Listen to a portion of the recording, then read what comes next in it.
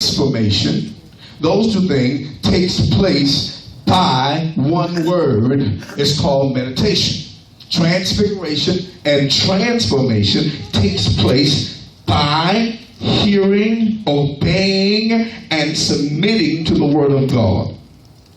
Now, you got to understand that everybody doesn't have the methodology to meditate, to think clearly, or to say today is going to be the day that I'm going to make Second Chronicles 2:20, 20 and 20 be important to me. See, you got to say every day for the rest of the week, that scripture that was given on Sunday morning is going to be very important to me, because now I'm unlocking the essence of the whole word. I'm unlocking everything about it. I know you have jobs and school and all that, but when you can meditate on it throughout the day, it unlocks the power of what that word really is. Okay?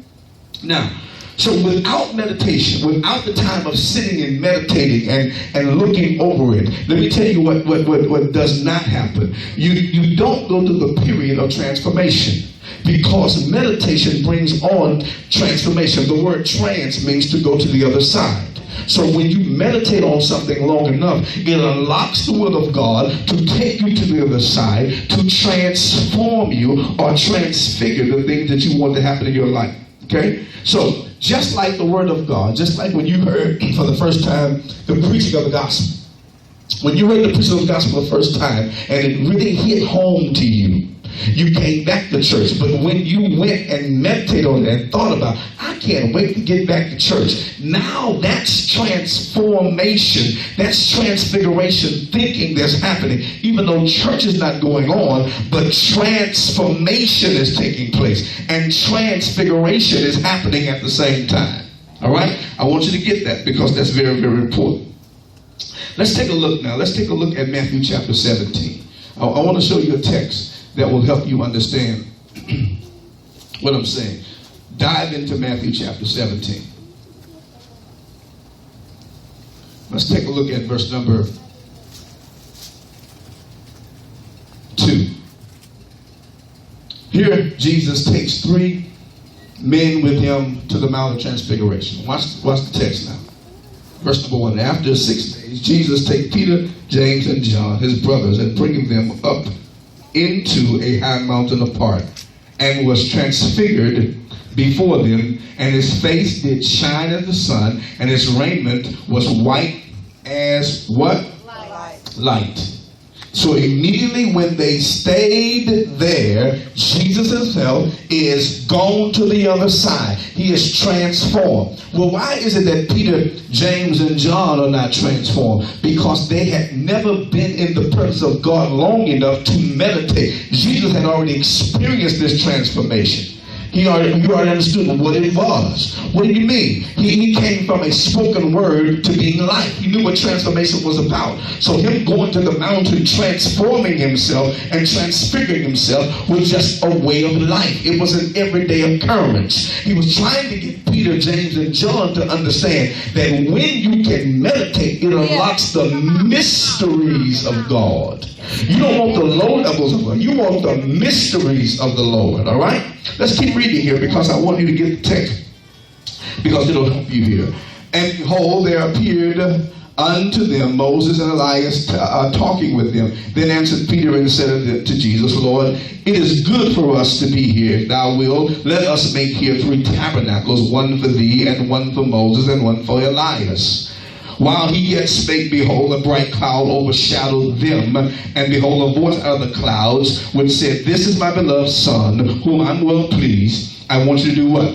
Hear him. Watch what happens in verse 6. And when the disciples heard it, they fell on their face and were so what? Afraid. They began to reverence. Now, what took place, they saw something happening in the midst of them that hadn't happened before. The heavens opened up, the skies are parted. There's a voice that's piercing down at them. This voice is so mighty, this voice is so terrible that it drops them to the knee. And the Bible says they're afraid, but it actually means they reverence God. They got down on their knees, because now they are being transformed by what they just heard. Right. Okay? When anytime the truth comes, it comes to transform you. All right? Now, transformation. Where does transformation begin? Transformation begins the way I think. That's why meditation is important, because how I think transforms my everyday life. Okay? So if I think a certain way, I transform into the body of what I'm thinking and how I'm believing. Watch what the text says. I'm going to conclude here in Matthew chapter 17. And watch verse number 7. And Jesus came and said to them, "Arise and be not afraid." And when they had lifted up their eyes, they saw no man save Jesus only. And as they came down from the mountain, Jesus charged them, saying, "Tell the vision to no man until the Son of Man be risen again from the dead." And the disciples asked him, saying, "Why then say the scribes that Elias must come first?" And Jesus answered and said unto them, "Elias surely shall come first and restore all things. But I say unto you that Elias is come already, and they knew him what? Not, but have done unto him whatsoever they have listed. What likewise shall also the Son of Man what? Suffer the same things." He was trying to get them to understand.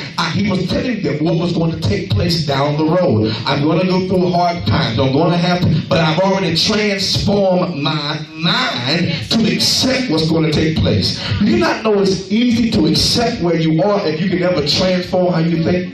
You can handle what you have to handle if you can transform, because transform brings a transfiguration of thought patterns and it changes your belief system. Somebody say amen. Amen. Now, the meditation started with Jesus. Jesus is meditating so much. He is unlocking the mysteries of God. He's crossed over. And as he is crossing over, immediately he's able to bring forth Elias. He's able to bring forth the men of God of old, because the place he was standing was a transformed place. I need to tell the people of God that you've got to get to a place where you sit, where you stand, where you live, that it is a transformed place. A transformed place is a place that you can reside in all the time. It doesn't matter how things are. If you can elevate your mentality and meditate on what you know is good, think on these things. If you're going to think on something, think on those things, where it now the whole level that you stand on is a transfigured or a transformated state. All right?